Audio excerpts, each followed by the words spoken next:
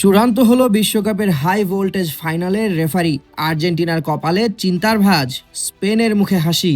আগামী রোববার নিউ জার্সির মেটলাইফ স্টেডিয়ামে আর্জেন্টিনা ও স্পেনের মধ্যকার স্বপ্নের মেগা ফাইনাল পরিচালনার মহাদায়িত্ব পেয়েছেন স্লোভেনিয়ার ৪৬ বছর বয়সী রেফারি স্লাভকো ভিনচিচ। ফিফার পক্ষ থেকে এই ঘোষণা আসার পর নিজেকে আর সামলাতে পারেননি তিনি। এই বিরল প্রাপ্তির আনন্দে আবেগে কেঁদে ফেলেন এই স্লোভেনিয়ান। তবে মাঠের বাইরে তার আনন্দ অশ্রু ঝরলেও মাঠের ভেতরে বিশ্বজয়ের এই মহাদিনে মেসিদের কপালে চিন্তার ভাঁজ পড়ার যথেষ্ট কারণ রয়েছে।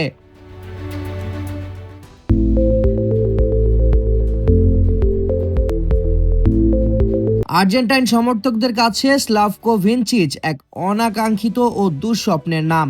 ২০২২ কাতার বিশ্বকাপের গ্রুপ পর্বে সৌদি আরবের কাছে আর্জেন্টিনার সেই ঐতিহাসিক ও অপ্রত্যাশিত ১-২ ব্যবধানে হারের ট্র্যাজিক ম্যাচে প্রধান রেফারির দায়িত্বে ছিলেন এই স্লোভেনিয়ান। সেই একটি পরাজয়ের কারণেই আল বিসেলেস্তেদের টানা ৩৬ ম্যাচের অপরাজিত থাকার অবিশ্বাস্য গৌরবময় রেকর্ডটি ভেঙে চুরমার হয়ে গিয়েছিল। কাকতালীয়ভাবে বিশ্ব মঞ্চে আর্জেন্টিনার শেষ পরাজয়ের সাক্ষীও ছিলেন এই রেফারি।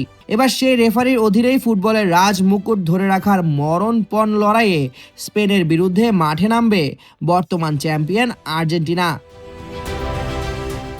বিপরীতে স্পেনের সঙ্গে ভিনচিচের বোঝাপড়া ও রসায়ন বেশ চমৎকার ও পুরনো। করে স্প্যানিশ বিস্ময় বালক লামিন ইয়ামালের ক্যারিয়ারের দুটি অবিস্মরণীয় ম্যাচ, ইউরো ২০২৪-এ ইতালির বিপক্ষে জয় এবং সেমিফাইনালে ফ্রান্সের বিপক্ষে ইয়ামালের সেই জাদুকরী ও বিশ্বকাপানো গোলের হাই ভোল্টেজ ম্যাচের বাঁশিও ছিল তারই হাতে। ভিনচিচের ক্যারিয়ার কেবল মাঠের বাঁশিতেই সীমাবদ্ধ নয়, জড়িয়ে আছে এক রোমহর্ষক ও বিতর্কিত ব্যক্তিগত ইতিহাসও। ২০২০ সালে বসনিয়ার একটি কটেজে ড্রাগ ও অস্ত্র পাচার চক্রের বিরুদ্ধে চালানো পুলিশি অভিযানে দুর্ভাগ্যবশত আটক হয়েছিলেন তিনি।